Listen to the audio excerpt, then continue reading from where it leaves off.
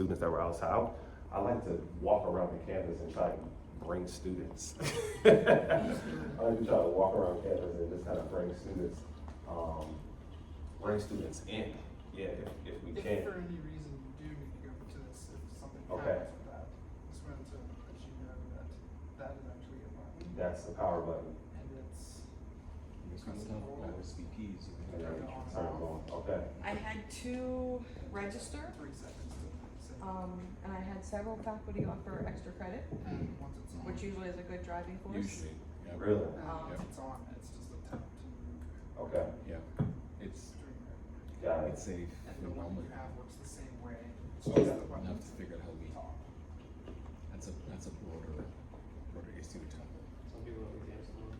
Is that it? Yeah, like the 4 kids I was just looking who all have exams. Yeah, I We wouldn't have try to exams prep tomorrow? for Yeah. those. Some people have exams today. Exams. And then I got hit because when I originally scheduled, the Mount Aloysius game was not tonight. Tonight, so I That's had a right, whole it is group of tonight. student athletes that were coming, Yeah, but now they all went to the Mount, yeah. Yep, that's right, that is tonight. because that Do- was the other population I hit hard. Do you want to pick a different date? No, you're here. You sure? Yeah, you're Okay. here. All right. Let's do it then. Here's my thought, if we didn't shut the door on purpose, Mm-hmm. and my hope is, as we're talking, and I'm gonna kind of keep trying to run and Yes, grab bring them people, in. Absolutely. Okay. Let's do that it. they hear I'm it. gonna make sure that the audio is protected in the middle too then. Let's do it. Let's do it. Because I know they can hear through the doors into the fireside, and listen to something that do that. So, I know we don't have a lot of people here right now, but I am still going to say, you probably don't even know this, so I got the email from you, kind of like, as, you know, here's who I am, and I was so excited Yes. to get that, because I can't even remember where I was at that you were. So I've heard you before. At for Mark, I think it was Martin Luther King weekend. I think it was at one of the other Penn State locations because there was a couple of different campuses that were there. Penn State Fayette was there as well. Okay, that, it could be, it was at another Penn State location, I can't remember Beaver? which one I was Was at. it Beaver? I think it might have been Beaver. But I knew from that point, I'm like, hey, wait, this is somebody that has a message that our students need to hear. So before I could even find you again, you found me. So for me, when I got that message, I'm like, okay, I need to do this. Yes. So we're going to look at our poor student here who's all by himself. I'm going to say, he's going to hear a message that I know he's going to share with the rest of his group. Absolutely. And if that's what we get out of this, is that there's a message that he's going to take out as the president, Absolutely. we got big stuff out of this. Absolutely. So, This does not be a one-time thing either. exactly. Absolutely. Right, because he hears this and says this great message and says, you all missed out on this. And then they come to me and say, let's do this again, and then we do this again. Yes, absolutely. I love it. Thank you for that. I'm actually glad that I was able to leave such a wonderful. Can we turn it down a little bit because I'm gonna get like loud. Because I'm like passionate and stuff. Yes. I just don't. Okay. Yeah, that's perfect. Okay. So thank you all. Thank you all for coming. For sure. My name is Backpack Jeff. I am a poet. I am a speaker. I am a community advocate. I'm an entrepreneur. I'm a father. I'm a husband. I am a dog father as well. I love my little guy Loki. He's a 9-month-old now Rottweiler. He's 118 pounds. So those are just all of the things that kind of influence and inspire me. And so anytime I go anywhere and I speak, I always like to open up with poetry. And so I'm going to do this poem that I pretty much like to open up with pretty much anywhere I go. And it starts like this. I never thought that life in a deck of cards would be relatable. But my life has been shuffled and cut so many times, I'm beginning to see the correlation. Phase 1. Love is like playing Old Maid, right? You go out into the world looking for a match, blindly choosing cards. You hope that you find the one person that matches so that y'all can live perfectly as the rest of the world plays on. Please don't let me be like the old maid. The one card that nobody wants, destined to live alone with no possible matches. Game over. Phase 2, solitaire. I've spent so much time in solitary confinement, trapped inside of my own mind, waiting for the validation of another person. But since I have learned to be alone and that I can enjoy and love myself just as much without the validation of another person to tell me that I'm worth the risk of possibly losing a one-player game, phase 3, go fish. I'd have people come to me and ask, hey Jeff, you got any time to waste? I mean, are you going out tonight? And I'm gonna tell them no, go fish. I don't have any time wasting cards in my hand. I'm throwing out all my cards and giving this life everything that I've got until I'm empty-handed. Phase 4, I learn magic. I turn my negatives into a positive and make all of the toxic people in my life disappear. Phase 5, blackjack. 21, the number of times life has hit me and knocked me down, but I had gotten up. 22, catch 22, life tried to hold me down and force me to believe that there is no possible way that I can make it back to my feet. But y'all, I refuse to stay down at the bottom. It is simply too overcrowded. Phase 6, speed. See, not only do I have to be as smart as the next person, I also have to beat them to the spot, because even in this game of life, speed kills. Phase 7, Texas Hold'em. I'm holding on to my dreams and I will not fold. I got my goals on the table and I'm going all in. I'm betting on myself. My poker face is laser focused. I will not be distracted by the lies and the deceit of life. I'm calling his bluff. Phase 8. I'm playing spades with God as my partner against the devil in adversity. And I gotta say, y'all, I got 5 definites and 3 possibles in my hand. 5 times devil, I'm definitely gonna win. And 3 other times, there is no possible way that I will let you prevail. Phase 9, life tried to throw a wrench in my plan, but simultaneously, I threw down my wrench too and said, I declare war. Phase 10. Devil, this is the last time that I willingly let you back into my life. And if I had 4 cards left, they would play out like this.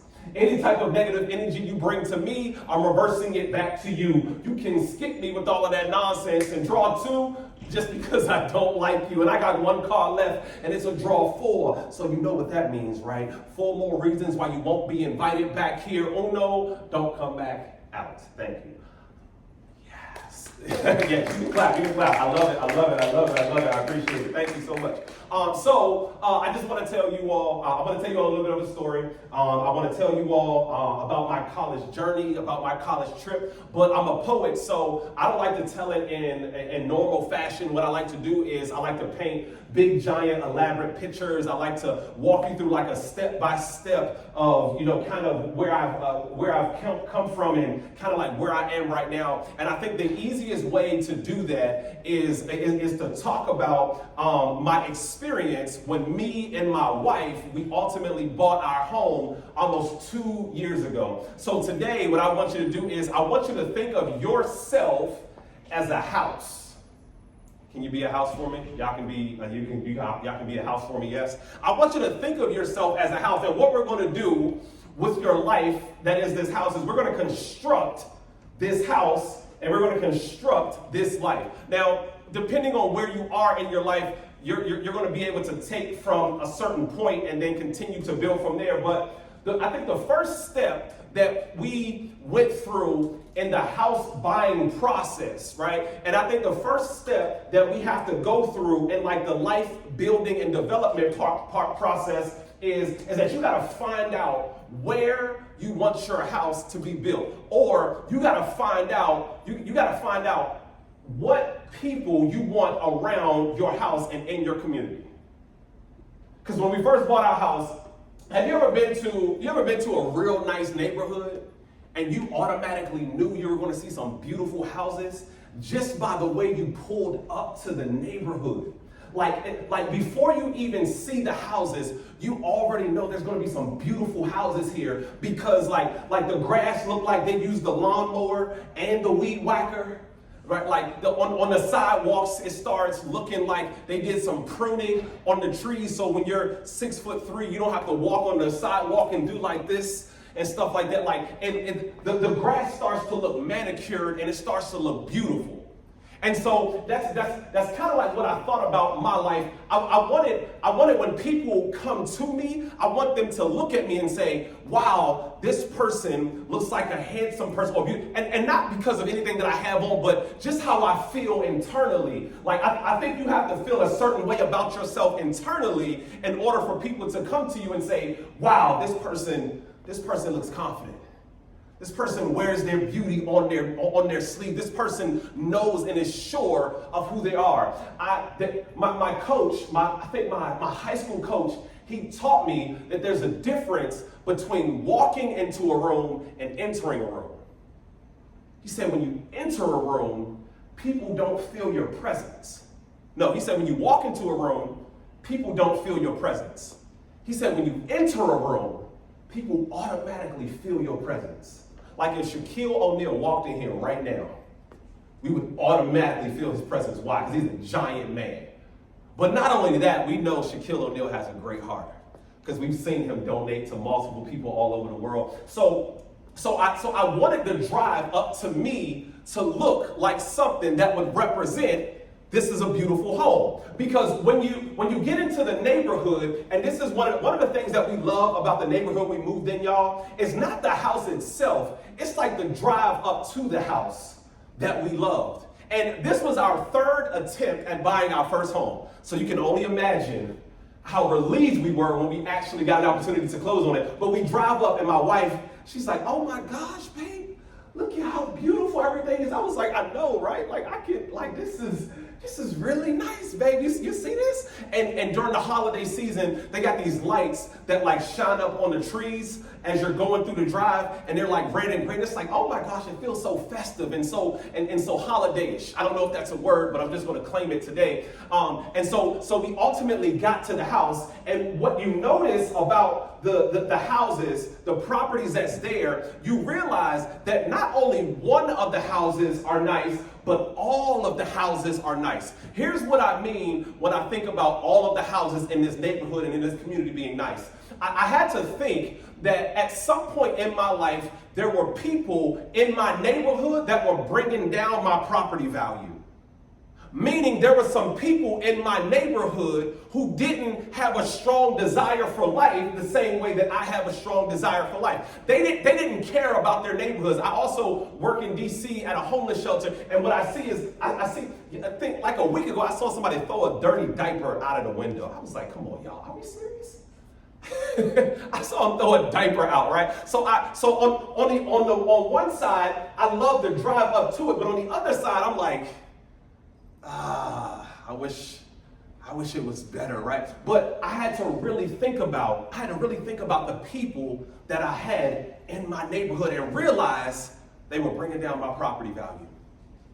They were bringing down my property value. So here's what I had to do. I had to say to myself, I didn't want this life anymore. Y'all, when I was in college, I did anything just to get by. I did anything just to get by. And I was talking to a couple of schools today, and I told them, I said, I think the biggest concern that we're having with middle school, high school, and some college students, not all, not the ones here, but some college students, right, is that sometimes they don't really know what to be excited about, and they're not really passionate about certain things, so they find it difficult to be excited about certain things. Y'all, when I was in college, I didn't know what to be excited about. I did anything just to get by. I finished, don't laugh, okay? I finished my undergraduate degree with a 2.2 grade point average. Very pedestrian. But somehow made it into a master's program and completed my master's degree. But I completed this, my undergrad with a 2.2 grade point average. And what happened, matter of fact, I'll tell you all a little bit later. I'm going to hold on to that, right? I'm going to hold on to that. But so we got into this neighborhood, and then we started to say, what type of house do we want? What type of house do we want, right? Do we want a condo? No, we don't want a condo because we think it will be too small. We got a lot of stuff. We don't know where to put all of this stuff. Do you want a townhouse? No, I don't want a townhouse because I don't want to live that close to neighbors. I like to play my music loud. Anybody else? Just me, make a couple dorm neighbors angry a little bit, sometimes just a little bit. Yeah, right.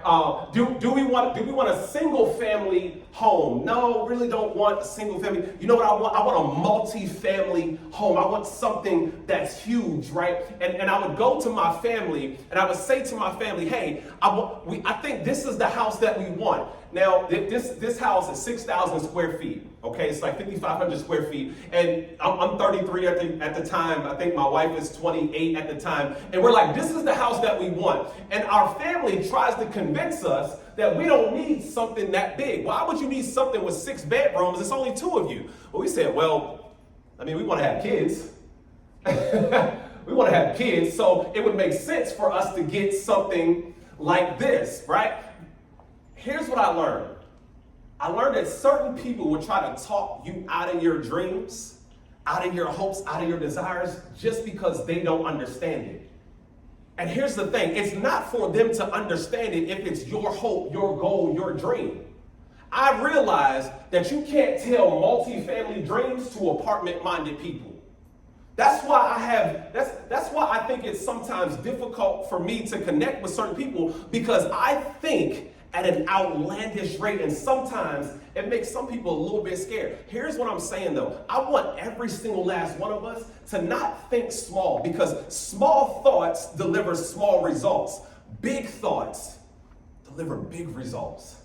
As you're navigating your way through college, I want you to think big about your college career. I want a 4.0 every single semester. Every single semester, I want a 3.5. Every single semester, I want a dean's list. You got to decide what you want your life and your house to be made from. What's the community that you want your house to be made from? And then after you've chosen your neighborhood, then you begin the development process. You decide, you say, you know what, hey, I got these friends, I'm a part of the Black Student Union, the BSU. These are the people that I'm going to associate with. I'm going to associate with others, but this is going to be my group. This is going to be my safe space here. And you start to build community, and you see everyone is elevating together on the same level, and it becomes a beautiful place where there's just growth and development. Because the neighborhood is centered around growth and development. And after you figure out the community, the first thing that you do when you're building your house is you got to get a blueprint. You got to get a blueprint. Here's what I mean. If you don't have a mentor right now, I'm going to encourage you to get yourself a mentor. And here's the reason why. When I was in college, I had several mentors. I had several mentors who was able to help navigate me through my college career. I was a full-time student, 2-sport athlete, and I worked 3 jobs at the same time in order to put myself through undergraduate. Not many people would have been willing to go through the things that I went through just to finish my undergraduate degree. Monday, Wednesday, and Friday, we had class for an hour. I would wake up at 4:30 in the morning. I would walk 3 miles to work. It would take me about an hour. I would work an 8-hour shift at Bob Evans behind the grill flipping pancakes. I would get off at 1 o'clock. I would leave and walk 3 miles back home. I would get home at about 1:45. I would shower, go to class from 2 to 2:50. After that, I went to football practice from 3 p.m. to about 6 p.m. After that, I went to eat dinner from 6 to 6:30. Then at 6:30, I went to my second job from 6:30 to 9 p.m. And then at 10 p.m., I was at my last job at the fitness center, where I was able to finally do some homework from 10 p.m. to 12 midnight. That was my schedule every day for 2 years, Monday, Wednesday, Friday. On Tuesday and Thursday, I had class all day. 8 hour and 15-minute classes, yeah.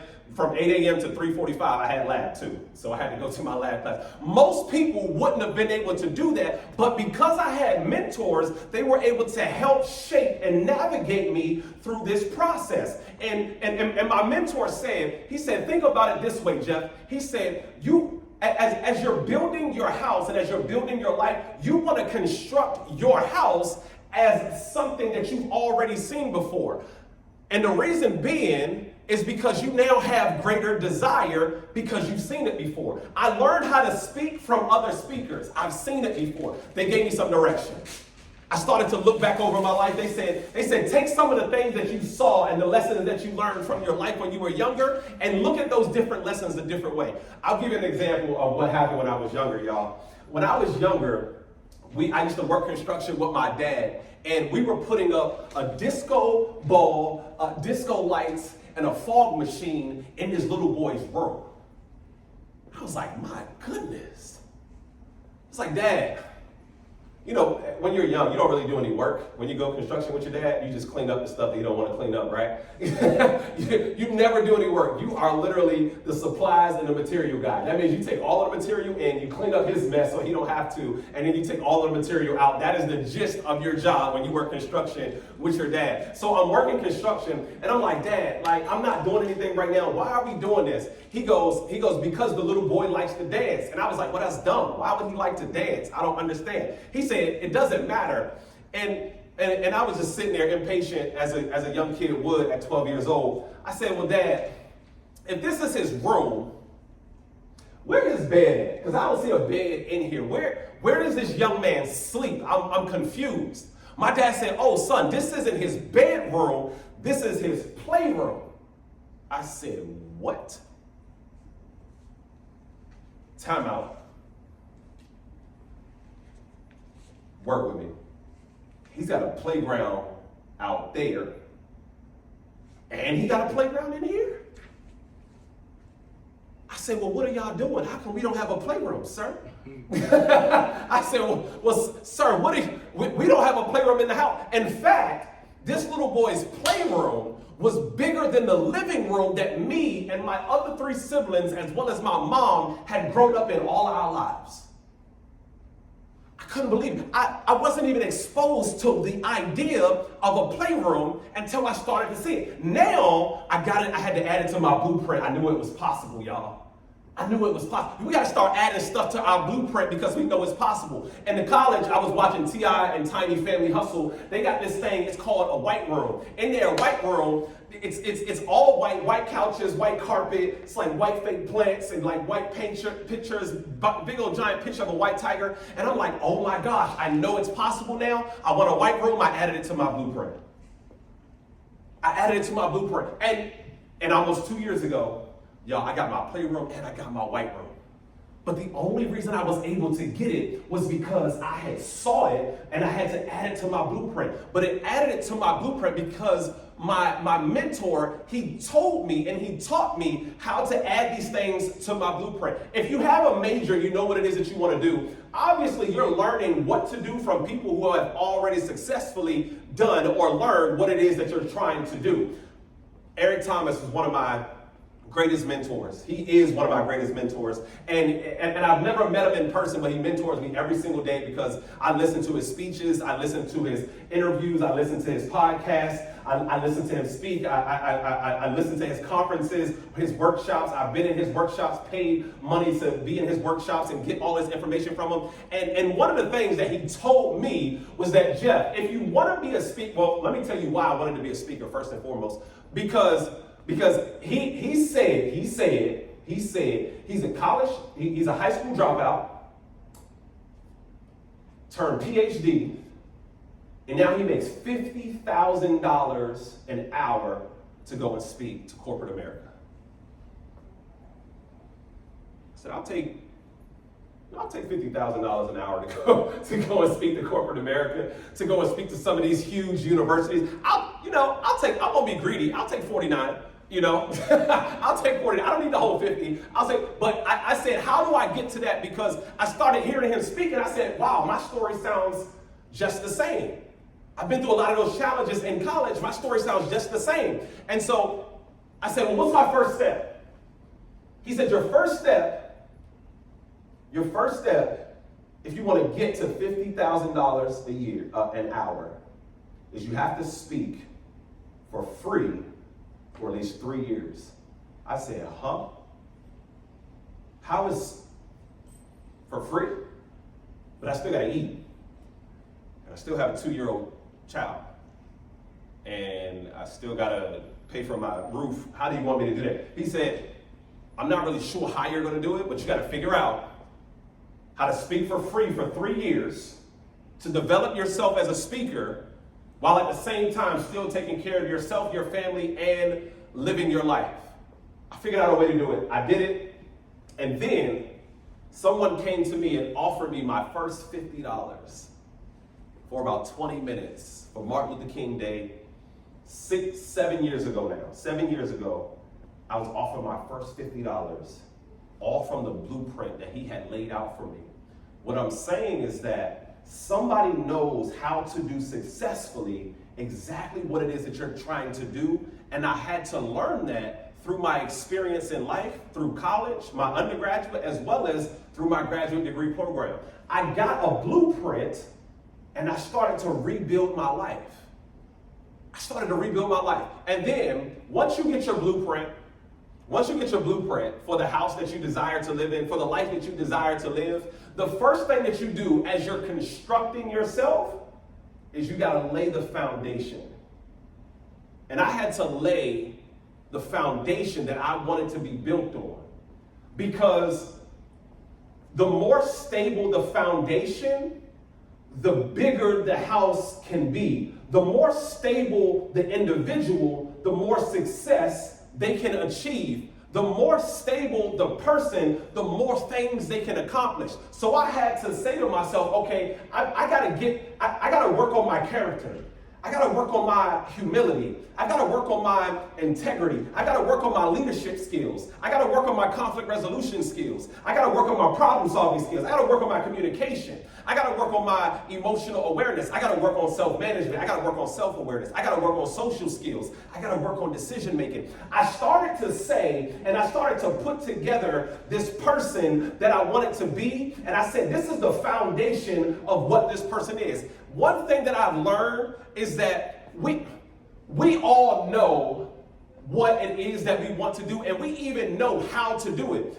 When I go and I work at juvenile detention centers and I work with troubled youth, I ask them, I say, what are the things that you want in your life? And what they tell me is, they say, I want to be a husband, I want to be a father, I want to have a nice house, I want to be an entrepreneur, I want to get into real estate. They're giving me all of these different things, right? They're laying out the blueprint of what they want to do. Now I say, okay, what's your foundation? We got to figure out what are the characteristics of a good father, of a good husband, of a great entrepreneur, of a great leader, of a person with integrity. What are the characteristics? And they start to lay this foundation, and I say, okay, where are you at in these skills and how do you need to develop? I laid the foundation. We got to lay a foundation for what it is that we desire to achieve. In college, I never laid that foundation. I'm going to tell you my story now about my 2.2 grade point average. Yeah, I'm going to tell you that one. Like I said, I did anything just to get by, right? And I met this girl in college. She was my college sweetheart. The moment that I walked on campus, I met her and I was like, I love you. I'm 17 and I've never seen you before, but I love you. I do. I said, do you believe in love at first sight? Watch this. You're my first sight. I love you. Right? I said, I knew it. So I learned that not only was she beautiful, she was very smart too. She was on this scholarship program called Bonner Scholars. And in Bonner Scholars, you have to keep your grades up extremely high or you would lose your scholarship. And thus you would have to pay for your own college degree. She didn't want that to happen, but she has this bright idea. She says, Jeff, why don't we do this? After every semester, why don't we share our grades with each other to hold each other accountable? I said, great, I love a good accountability partner. Who doesn't? Let's do it. After the first semester is over, I get my grades back. Guess what I got? 2.2. Every single year for the past 5 years, even in high school.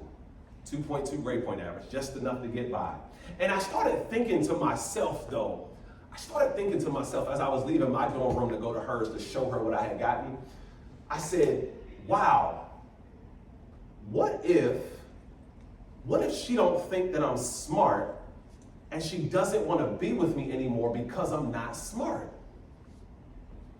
I was in a dilemma. I said, well, what will I say to her to convince her that I can do better? Well, it's simple. I said, I'll just tell her I'll do better because women always believe that. It's just a joke. It's just a joke. I'm just taking. I didn't say that. I didn't. I kept walking to the dorm room. And so I got to her dorm room, right? I nervously knocked on the door. My 17-year-old knees are shaking. I'm like, she opens the door. She is crying her eyes out. I mean, the ugliest cry face that you've ever seen in your entire life. Snot. Oh my God. I was like, oh, I know she lost her scholarship, y'all. Terrible. She asked me, she says, Jeff, what did you get? I showed her my grades because I wasn't crying. I was okay. I had a 2.2. I was eligible. Basketball season started on Saturday. I had a game at 3:30. Make sure you wear the jersey and bring the sign. Pump fake. Right. I was okay. She looked at my grades. She said, Jeff, what is this? I said, what do you mean? That's a 2.2. I'm eligible. I got a game on Saturday. Make sure you wear the jersey and bring the shot and bring the sign. Step back. Follow through. Yes. She's like, Jeff, this is terrible. I said, what? You're crying. What did you get? I grabbed her grades. I looked at it.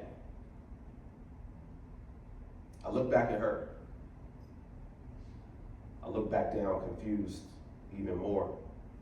I looked at her. I didn't understand what I was looking at. Remember, she was ugly crying. I held it up to the light because I couldn't believe it. I was like, maybe there's an error on here. I'm like, not seeing it right. Y'all, she had a 3.9 grade point average. And I had never seen all A's on a report card ever in my life up to this point. She had all A's and an A-. I'm confused. Why are you crying? Because you have a 3.9. She said, I deserved a 4.0. I was like, how you know? How you know you deserve a 4.0? She said, because I did the work. I was like, what does that mean? How do you do the work? She said, I was like, listen, look, I don't know what to tell you. She said, I'm going to go back to my teacher and I'm going to show her the work that I did and I'm going to convince her to give me a 4.0 grade point average. I said, okay, good luck. But, I got a game on Saturday, right? Make sure you wear the jersey and bring the sign. Starts at 3:30. Jab step. She went to her teacher, and 3 days later, she came back with a 4.0 grade point average. I could not believe my eyes. I said, wow. You ended up getting the thing that you wanted all along. You know the difference between me and her at that point in our lives? The difference was she had higher standards for her life than I had ever had in my entire life. Her foundation for who she was as a person internally was much higher than the foundation that I had ever laid. And as we navigate through college, we have to be able to navigate on a strong foundation of who we are. Our integrity and our character are not determined by what we do when people are watching, but what we do when people aren't watching. When people weren't watching me, I did enough just to slide by in everything until I learned that very valuable lesson. And then once I laid my foundation, the next thing that you have to do in the process of buying this house or building and constructing this house or this life, after you laid your foundation and you've done some internal work, you gotta start actually doing some physical, tangible work. You gotta start putting up siding, you gotta start putting up the roof truss, you gotta start using certain materials to build your life and to build yourself. And here's what I think. This part always makes me laugh. Y'all remember the story of the 3 little pigs? Yeah, story of the 3 little pigs, right? First little pig decides to build his house out of straw. Let's say you decide to build your life out of straw. Here comes the big bad wolf. That's adversity, that's trials, that's tribulations, that's a failed test, that's a bad grade, that's a missed assignment. Here comes adversity, blows the house down. When I was getting 2.2 grade point averages, y'all, it was very easy to just blow my house and blow my life down because I wasn't stable enough. I didn't take and do enough work in order to build the person that I wanted to be. On the second hand, we got the second little pig. Now, the second little pig, it takes him a little longer to build his house than the first little pig who built it out of straw. So So the second little pig can withstand a little bit more adversity and a little bit more trials. Like I got to a point in my life where I felt like I was doing enough, but then I had to learn that sometimes enough isn't enough. Sometimes the person that you desire to be and the life that you desire to live is going to require a lot more than you first anticipated. I think one of the things that we do sometimes when we think about setting goals and we think about things that we want to accomplish, we underestimate the amount of adversity, trials, and tribulations we're going to have to endure in order to accomplish that thing. We literally got to take the time. That third little pig, while the other two little pigs was dancing around and playing in the mud and stuff like that, here was the third little pig just laying his bricks in his house every single day. So when ultimately adversity hit and the big bad wolf comes, the third little pig says, you can't get to me. You can't come in here. Y'all, I had to build and construct my life out of something that was stronger. And it only happened because I started to learn how to build my life and how to construct who it was that I wanted to be. I started to use the best material. I started to study success from successful people. I started to read books even though I didn't like reading. I started to listen to podcasts. I started to go to conferences. I started to go to workshops. I started to construct myself out of something that was stable. And now all of a sudden, life doesn't get the best of you anymore. Now all of a sudden, life doesn't hurt anymore, and you don't go through stages of depression. Like on June 4th, 2014, I lost my house and my job the same exact day. I cried myself to sleep almost every single night for like a month when that happened. And Hollywood could not have written a better script on how I would lose my house and my job the same exact day. There was an investigation going on at my job, and they said, Jeff, we know everything is fine. We just want you to just take the rest of the day off, just clear. We'll call you once all of this is done. We'll call you. I said, great. While in the middle of that, I got a text message from my landlord. She says, hey, Jeff, I need to talk to you. It's extremely important. I said, well, if it's that important, I can give you a call on the phone. She says, no, I need to talk to you about this in person. I said, well, my luck, I'm leaving work early today. I can meet you at the house in 15 minutes. She says, great. We get to the house. That's the fourth. So I'm thinking to myself, well, what could be so important? I just paid the rent. Everything is fine. She gets there, she knocks on the door. I open the door. I say, hey, Miss Susan. She says, hey, Jeff. How you doing? She's great. I said, what can I do for you? You want to come in? She says, no. She said, Jeff, I sold the house. You got 30 days to get out. Wow. What? Now, if you owned a house, it would take one special offer for someone to come to you and say, hey, I want to buy this house from you. You're not just going to uproot your whole life and decide to sell a house. It doesn't work like that. I'm sure there was a thought process behind the sale of this house that you had someone living in. But I didn't really have a choice in the matter because it wasn't mine. And there I was, that first little pig, that second little pig. I thought I was doing enough. I thought things were going great. And here comes adversity to blow my house down. And then I started to just rebuild myself, y'all.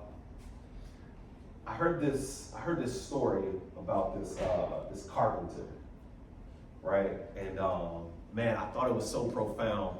There was a carpenter who was really great at building houses. And I mean, he was probably the best builder that anyone has ever seen. And he had been working for so many years. He was getting older. His kids were getting older. They were having kids. So he's a grandfather now. And his wife is complaining because they don't spend as much time with each other as they used to anymore.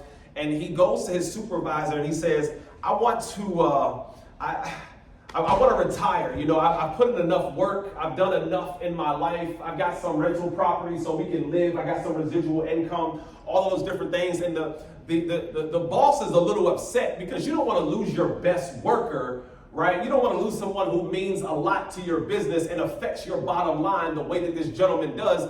But the owner is understanding because he's got a lot of years out of him and he's made him a lot of money. But he asks him one more favor. He says, hey, I know you're done, but can you do one more house for me? Like, I just need you, but this is going to be the best house that I've ever asked you to build over your illustrious career. The carpenter, he says, no, I'm done. But the owner insists. He says, no, I need this one more house. So he gives in to building this house, but reluctantly, right? Reluctantly, he gives in to building this house. And in the process of building this house, his heart's not in it, so he doesn't use the best material in order to build this house. Like, he used to use the best wood. He didn't use the best wood this time. He used to use the best shingles. He didn't use the best shingles this time. He didn't use the best HVAC people, the best plumbing people, the best electricians. He didn't use the best people. He did what I did when I graduated with my 2.2 grade point average. He did just enough to get by. And he after the house was done, he went to the owner and he said, hey, here's the keys. I'm finished with the house. The owner said, hey, can you come with me to the inspection? Is actually today. I figured you'd be done. This is right in your timeline. He says, no. He said, no, come with me. So that reluctantly, he decides to go to the home. The owner is so used to him doing great work that he doesn't even have to check anymore. Because when you do great work, you just are who you are. Like, we can count on this person all the time because we knew this person would do great work. So the owner takes a sweep around the house. He says, wow, this looks beautiful. And then he takes the keys and he goes, here, this is yours. This is my gift to you into retirement. I've already told your wife she sold your last house and the moving truck is on the way here. And now the carpenter is furious. Because he knows that he didn't put his best foot forward. He knows that he didn't do his best in order to build and construct this house. And the moral of this story that I took from it was, sometimes we complain about the house that we live in when we're the ones who built it. I remember there was a point in my life where I was complaining about my house and my life when I was the one who made the bad decisions. And I had to realize that who I am today is a result of the decisions that I've made up to this point, and who I desire to be will be a result of the decisions that I make today. So I said to myself, I gotta start making better decisions today. I gotta start making better decisions right now with how my life is gonna be built. Because everything that I want in life and everything that each and every one of you want in life is built. Success is created, not orchestrated. There isn't some mystical being that randomly bestows people with satisfaction and joy and says, you're going to be successful and you're not going to be successful and you're going to be successful but you're not. Success is what we create. The beautiful part about it is that not all houses look the same. The beautiful part about it is that not all success looks the same. The beautiful part about it is success to you and me look very different, but it's very obtainable. We were meant to live life in abundance, meaning an overwhelming quantity of. Regardless of what you feel abundance is, your life is supposed to be abundant. And I had to realize that. So I started to construct this life, y'all, like that third little pig, by doing all of the right things that I could possibly do to build who I am and build the person. I wasn't born this person. I had to become this person by the trials and the different things that I endured through life, but I understood the reason for a lot of those things. And after you build your house, the next and one of the final parts of this whole construction of who you are is you gotta do the internal work in the house, because now you get to do the fun part. You get to start setting up the house. You get to choose the countertops, you get to choose the cabinets, you get to choose the flooring, all of those different types of things. You gotta furnish the rooms, you gotta bring in all of these different things, and here's what I learned. Here's what I learned about this part of the process of building yourself. When I was younger, a long time ago when I had hair, my mom used to wake us up every other Saturday morning blasting Mary J. Blige on the radio in order to clean the house. But this wasn't an ordinary clean like how we did throughout the week. Like when we would vacuum regularly, like if that's the couch, we would just go to the couch and then just pull it back and then just go to the couch, pull it back, and we just do just like this, and just do a quick clean. And when we would clean the kitchen, it would just be like a little wipe off. Sometimes you didn't even use the cleaning spray, you just took the rag with some water and just went just like that. But every other Saturday, my mom woke us up early as I don't know what, and she made us clean the house from top to bottom.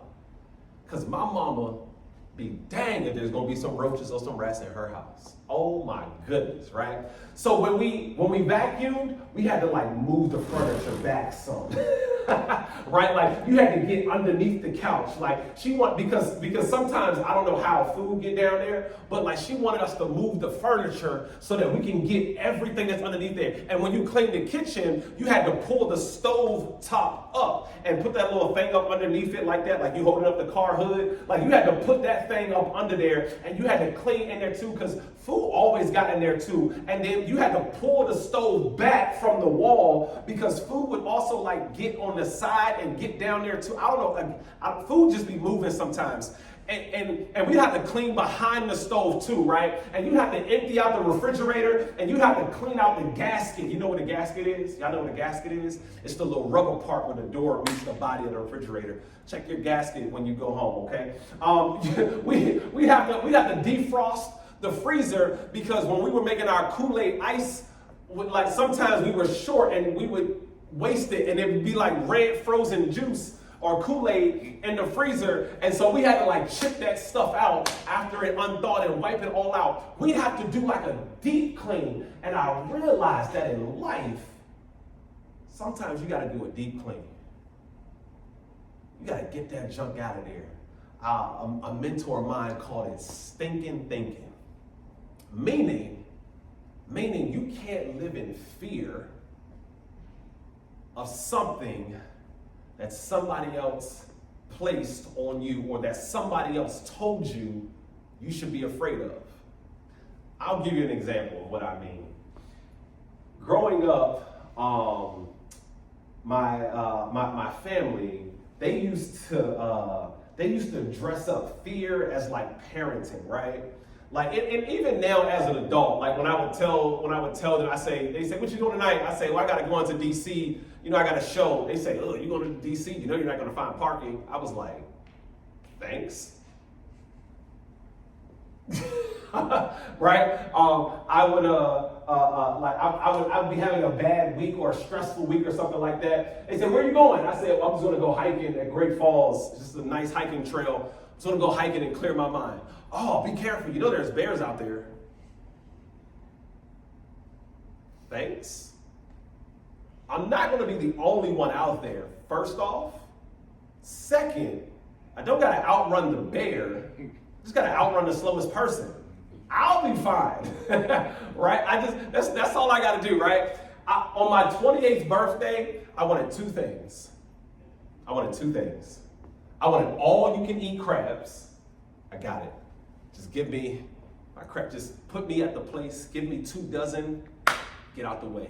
Give me my ketchup, mustard, mayonnaise mix with some Old Bay in there too, and I'm fine. The second thing that I wanted to go skydiving.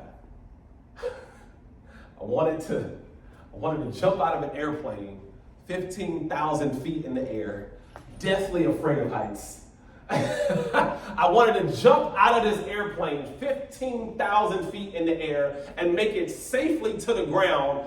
And if I would have told anybody in my family, I would imagine they probably would have said, you better be careful. What if the parachute doesn't open? You know you'll probably die. I said, listen, it's not going to be just me, right? I'm going to be strapped to a person, because if that does happen, I don't want it to be my fault that I didn't rip the cord the right way. Like, if this goes wrong, it's gotta be somebody else's fault. It can't be mine. But y'all, I had to do an internal clean of myself, and I had to get the fear out of me. I couldn't be trapped by dogma my whole entire life, which is living with the results of other people's thinking. So I cleaned my house. I cleaned my life. I started to practice self-care. I started to practice self-love. I started to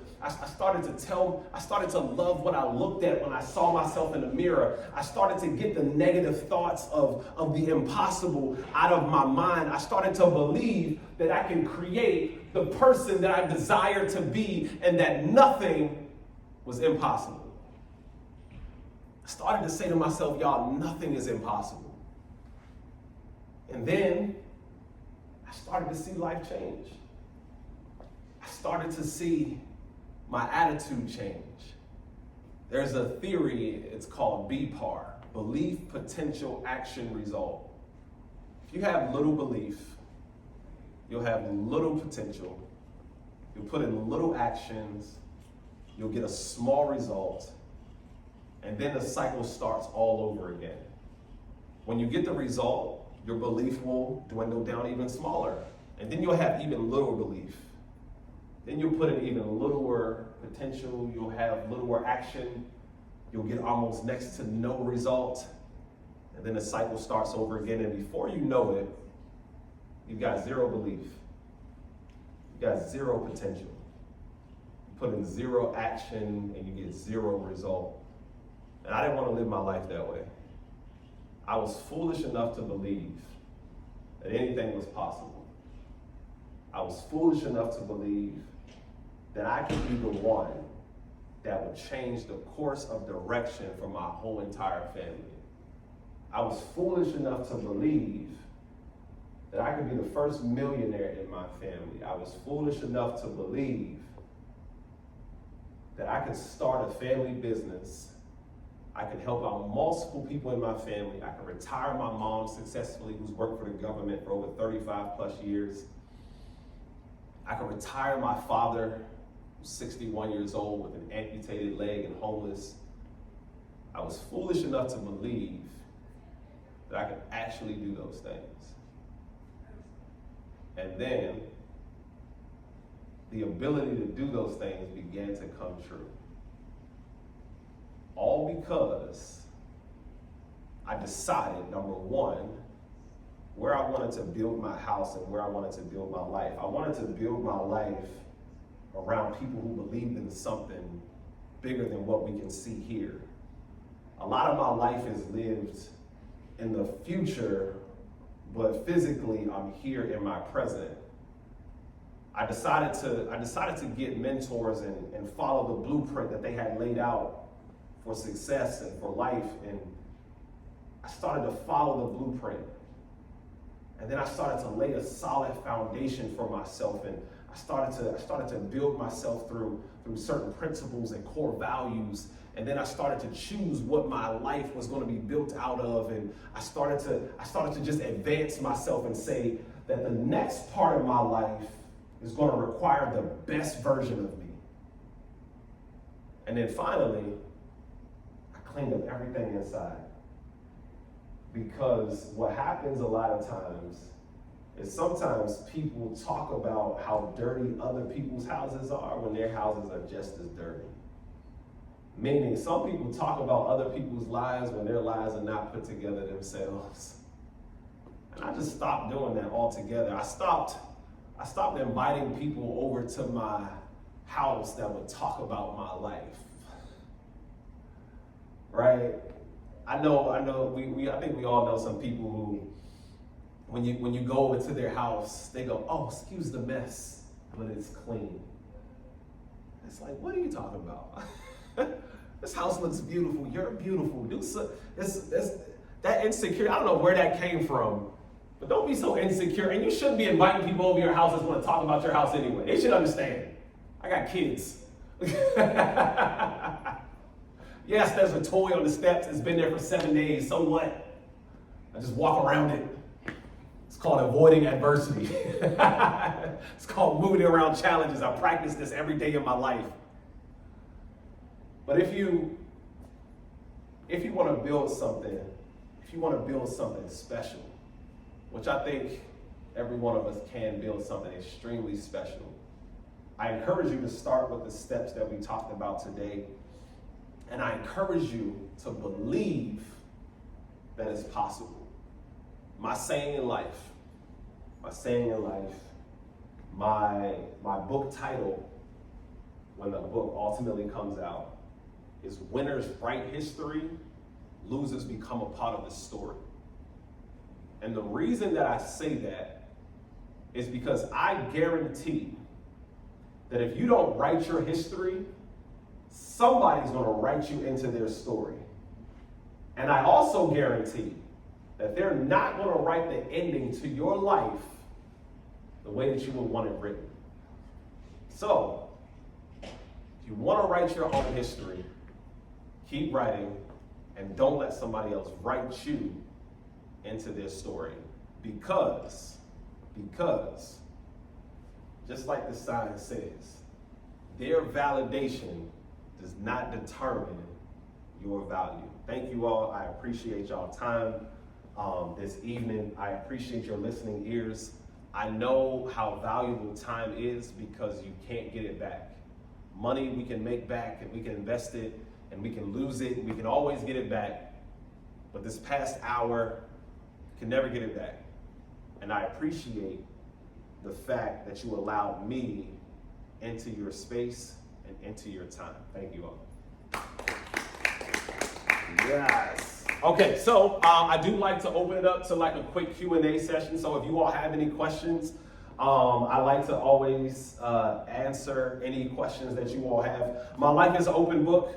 I tell people that all the time. I'm writing my life in this book called Winners Write History, Losers Become a Part of the Story.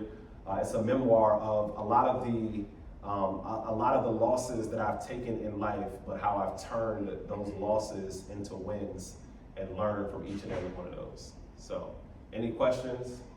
I love taking questions. I love interviewing. No? Okay. Any questions in the back? How was it? How did I do? I did good? Okay? Okay? Okay? Thank you. I appreciate that. So, I'm sorry. Go ahead. So I'll make a comment. I'll make 2 comments. Really, really good job. Excellent job. Really good message. Thank you. I guess I have 2 thoughts, and a lot of what you said, and I say this to my kids all the time, and share it with young people when I can, that we're not flotsam and jetsam, blowing randomly on the wind. Mm-hmm. And while we don't have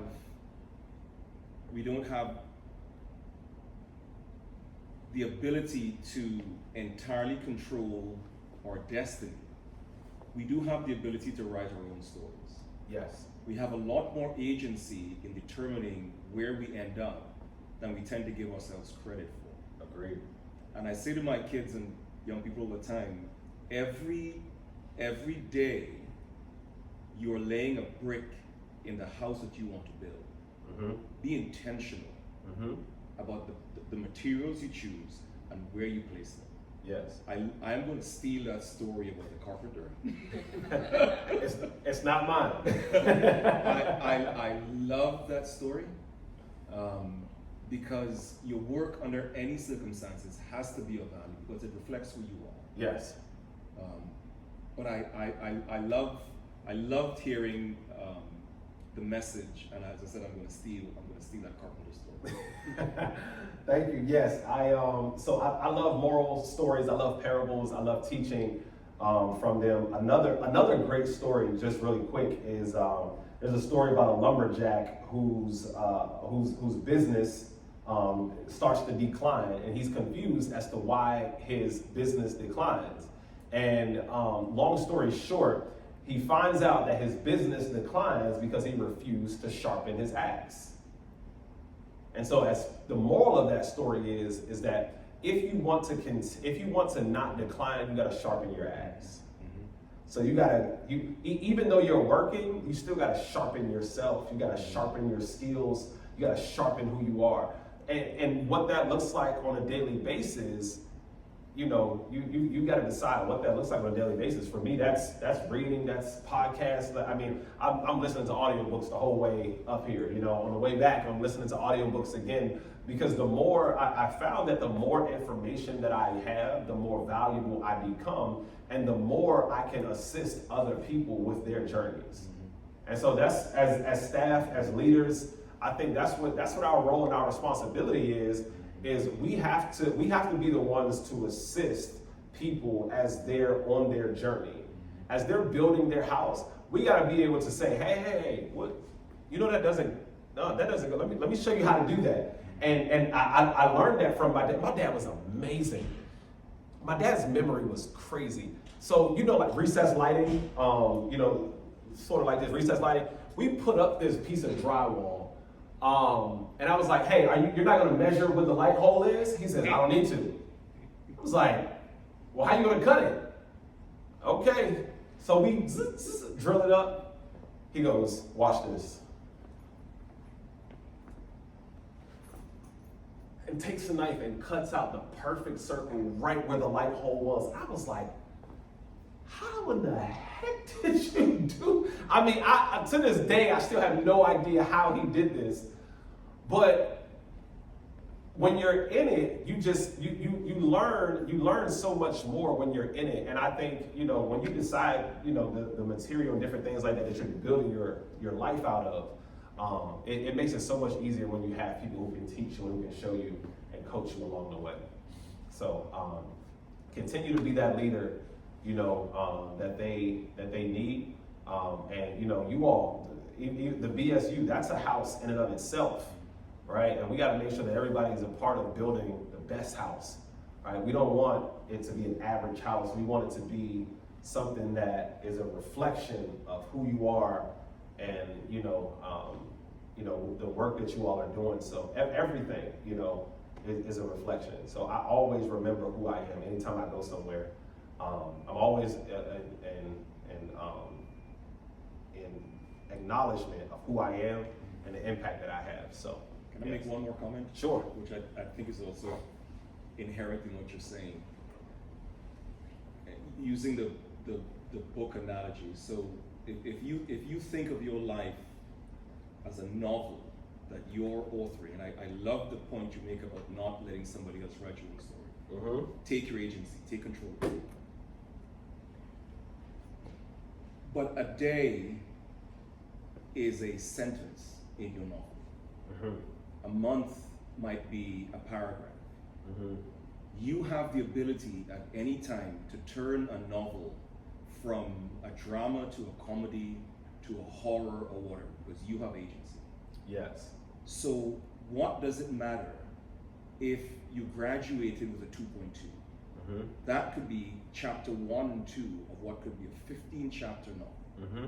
You have agency. At any point in your life, you have agency. I have another speech centered around that exact same premise, and it is the idea of it is that we're all meant to be successful and live a life abundantly at some point. At some point, you're supposed to reach who you're meant to be, right? But let's say that person and the life that you want to live is on chapter 30. You know what most people do? Most people get to chapter 5 and go, hold on, wait, let me start this over. And then they go through the same things, and then they get to chapter 5 again. The hard part. Chapter 5 is where the hard stuff is. This is where college is. This is where adversity, this is where failed relationships are. This is where, maybe deaths in the family. This is where the adversity is. And then you close it, and then we get on social media, and then we pick up somebody else's book, and we go, wow, this is amazing. It's like they don't have any bad thing. Oh, there is something bad in their book, but let me keep reading. And then you see their abundance, you see their chapter 30, but you never get to your own chapter 30.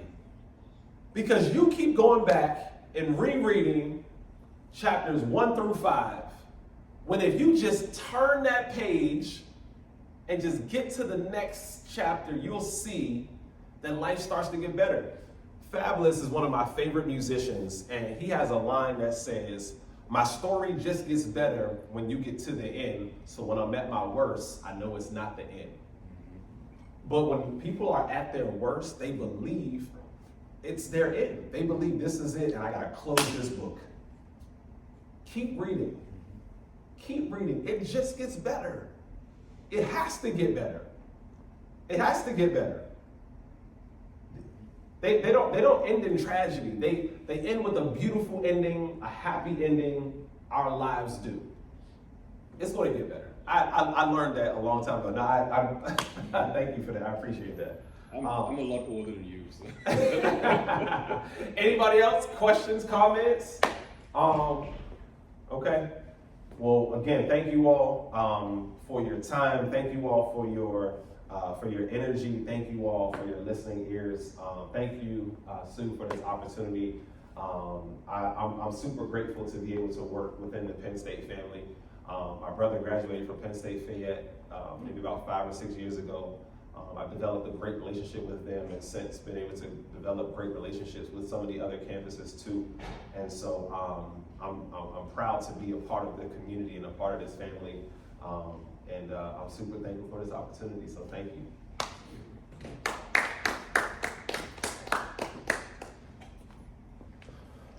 let you fix that first. Yep.